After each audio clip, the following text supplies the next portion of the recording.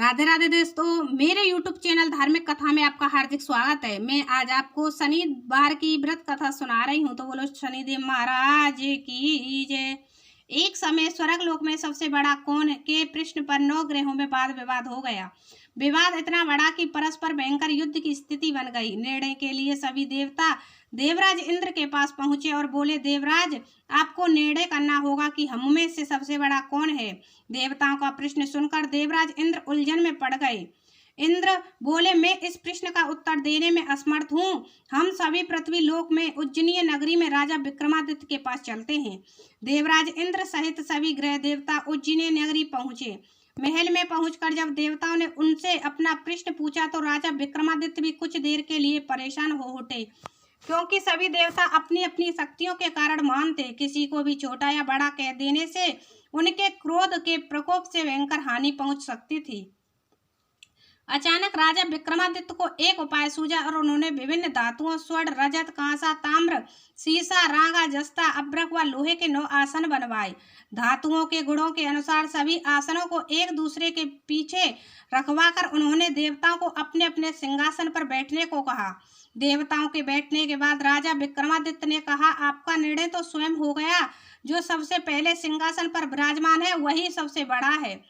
राजा विक्रमादित्य के निर्णय को सुनकर शनि देवता ने सबसे पीछे आसन पर बैठने के कारण अपने को छोटा जानकर क्रोधित होकर कहा, राजा विक्रमादित्य, तुमने मुझे सबसे पीछे बैठाकर मेरा अपमान किया है। तुम मेरी शक्तियों से परिचित नहीं हो। मैं तुम्हारा सर्वनाश कर दूंगा। शनि ने कहा, सूर्य एक राशि पर 1 महीने, चंद्रमा 2.25 दिन, मंगल 1.5 महीने, बुध और शुक्र 1 महीने, बृहस्पति 13 महीने रहते हैं। लेकिन मैं किसी राशि पर 7.5 वर्ष 7.5 तक रहता हूँ। बड़े बड़े देवताओं को मैंने अपने प्रकोप से पीड़ित किया है। राम को 7.5 के कारण ही वन में जाकर रहना पड़ा और रावण को 7.5 के कारण ही युद्ध में मृत्यु का शिकार करना पड़ा। राजा, अब तू मेरे प्रकोप से नहीं बच सकेगा। इसके बाद अन्य ग्रहों के देवता तो प्रसन्नता के साथ चले गए, परंतु शनिदेव बड़े क्रोध के साथ वहां से विदा हुए। राजा विक्रमादित्य पहले की तरह ही न्याय करते रहे। उनके राज्य में सभी स्त्री पुरुष बहुत आनंद से जीवन यापन कर रहे थे। कुछ दिन ऐसे ही बीत गए। उधर शनि देवता अपने अपमान को भूले नहीं थे। विक्रमादित्य से बदला लेने के लिए एक दिन शनिदेव ने घोड़े के व्यापारी का रूप धारण किया और बहुत से घोड़ों के साथ उज्जैनी नगरी पहुंचे। राजा विक्रमादित्य ने राज्य में किसी घोड़े के व्यापारी के आने का समाचार सुना तो अपने अश्वपाल को कुछ घोड़े खरीदने के लिए भेजा। घोड़े बहुत कीमती थे। अश्वपाल ने जब वापस लौटकर इस संबंध में बताया तो राजा विक्रमादित्य ने स्वयं आकर एक सुंदर व शक्तिशाली घोड़े को पसंद किया। घोड़े की चाल देखने के लिए राजा उस घोड़े पर सवार हुए तो वह घोड़ा बिजली की गति से दौड़ पड़ा। तेजी से दौड़ता घोड़ा राजा को दूर एक जंगल में ले गया और फिर राजा को वहां गिराकर जंगल में कहीं गायब हो गया। राजा अपने नगर को लौटने के लिए जंगल में भटकने लगा, लेकिन उन्हें लौटने का कोई रास्ता नहीं मिला। राजा को भूख प्यास लग आई। बहुत घूमने पर उसे एक चरवाहा मिला। राजा ने उससे पानी मांगा। पानी पीकर राजा ने उस चरवाहे को अपनी अंगूठी दे दी। फिर उससे रास्ता पूछकर वह जंगल से निकलकर पास के नगर में पहुंचा।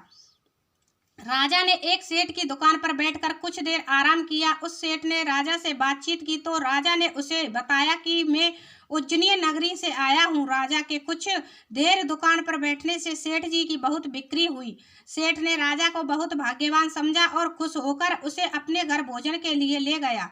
सेठ के घर में सोने का एक हार खूंटी पर लटका हुआ था। राजा को उस कमरे में छोड़कर सेठ कुछ देर के लिए बाहर गया। तभी एक आश्चर्यजनक घटना घटी। राजा के देखते देखते सोने के उस हार को खूंटी निगल गई। सेठ ने कमरे में लौटकर हार को गायब देखा तो चोरी का संदेह राजा पर ही किया, क्योंकि उस कमरे में राजा ही अकेला बैठा था। सेठ ने अपने नौकरों से कहा कि इस परदेशी को रस्सियों से बांधकर नगर के राजा के पास ले चलो। राजा ने विक्रमादित्य से हार के बारे में पूछा तो उसने बताया कि उसके देखते ही देखते खूंटी हार को निगल लिया था। इस पर राजा ने क्रोधित होकर चोरी करने के अपराध में विक्रमादित्य के हाथ पांव काटने का आदेश दे दिया। राजा विक्रमादित्य के हाथ पांव काट कर उसे नगर की सड़क पर छोड़ दिया गया। कुछ दिन बाद एक तेली उसे उठाकर अपने घर ले गया और उसे अपने कोलू पर बैठा दिया। राजा आवाज देकर बैलों को हाँकता रहता। इस तरह तेली का बैल चलता रहा और राजा को भोजन मिलता रहा। शनि के प्रकोप की 7.5 पूरी होने पर वर्षा ऋतु प्रारंभ हुई। राजा विक्रमादित्य एक रात मेघ मल्हार गा रहा था कि तभी नगर के राजा की लड़की राजकुमारी मोहिनी रथ पर सवार उस तेली के घर के पास से गुजरी। उसने मेघ मल्हार सुना तो उसे बहुत अच्छा लगा और दासी को भेजकर गाने वाले को बुला लाने को कहा। दासी ने लौटकर राजकुमारी को अपंग राजा के बारे में सब कुछ बता दिया। राजकुमारी उसके मेघ मल्हार से बहुत मोहित हुई, अतः उसने सब कुछ जानकर भी अपंग राजा से विवाह करने का निश्चय कर लिया। राजकुमारी ने माता पिता से जब यह बात कही तो वे हैरान रह गए। रानी ने मोहिनी को समझाया, बेटी तेरे भाग्य में तो किसी राजा की रानी होना लिखा है, फिर तू उस अपंग से विवाह करके अपने पांव पर कुड़ारी क्यों मार रही है। राजकुमारी ने अपनी जिद नहीं छोड़ी। अपनी जिद पूरी करने के लिए उसने भोजन करना छोड़ दिया और प्राण त्याग देने का निश्चय कर लिया। आखिर राजा रानी को विवश होकर अपंग विक्रमादित्य से राजकुमारी का विवाह करना पड़ा।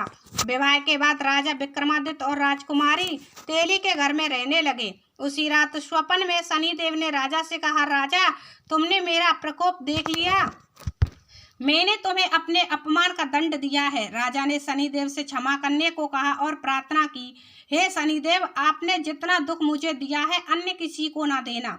शनिदेव ने कुछ सोचकर कहा, राजा मैं तुम्हारी प्रार्थना स्वीकार करता हूँ। जो स्त्री पुरुष मेरी पूजा करेगा, शनिवार को व्रत करके मेरी व्रत कथा सुनेगा, उस पर मेरी अनुकंपा बनी रहेगी। प्रातःकाल राजा विक्रमादित्य की नींद खुली तो अपने हाथ पांव देखकर राजा को बहुत खुशी हुई। उसने मन ही मन शनिदेव को प्रणाम किया। राजकुमारी भी राजा के हाथ पांव सही सलामत देखकर आश्चर्य में डूब गई। तब राजा विक्रमादित्य ने अपना परिचय देते हुए शनिदेव के प्रकोप की सारी कहानी सुनाई। सेठ को जब इस बात का पता चला तो दौड़ता हुआ तेली के घर पहुंचा और राजा के चरणों में गिरकर क्षमा मांगने लगा। राजा ने उसे क्षमा कर दिया क्योंकि यह सब तो शनिदेव के प्रकोप के कारण हुआ था। सेठ राजा को अपने घर ले गया और उसे भोजन कराया। भोजन कराते समय वहां एक आश्चर्यजनक घटना घटी। सबके देखते देखते उस खूंटी ने हार उगल दिया। सेठ जी ने अपनी बेटी का विवाह भी राजा के साथ कर दिया और बहुत से स्वर्ण आभूषण धन आदि देकर राजा को विदा किया। राजा विक्रमादित्य राजकुमारी मोहिनी और सेठ की बेटी के साथ उज्जैनी नगरी पहुंचे तो नगरवासियों ने हर्ष से उनका स्वागत किया। अगले दिन राजा विक्रमादित्य ने पूरे राज्य में घोषणा कराई कि शनिदेव सब देवों के सर्वश्रेष्ठ हैं। प्रत्येक स्त्री पुरुष शनिदेव को व्रत करे और व्रत कथा अवश्य सुने। राजा विक्रमादित्य की घोषणा से शनिदेव बहुत प्रसन्न हुए। शनिवार का व्रत करने और व्रत कथा सुनने के कारण सभी लोगों की मनोकामनाएं शनिदेव की अनुकंपा से पूरी होने लगी। सभी लोग आनंद पूर्वक रहने लगे। तो बोलो शनिदेव महाराज की जय।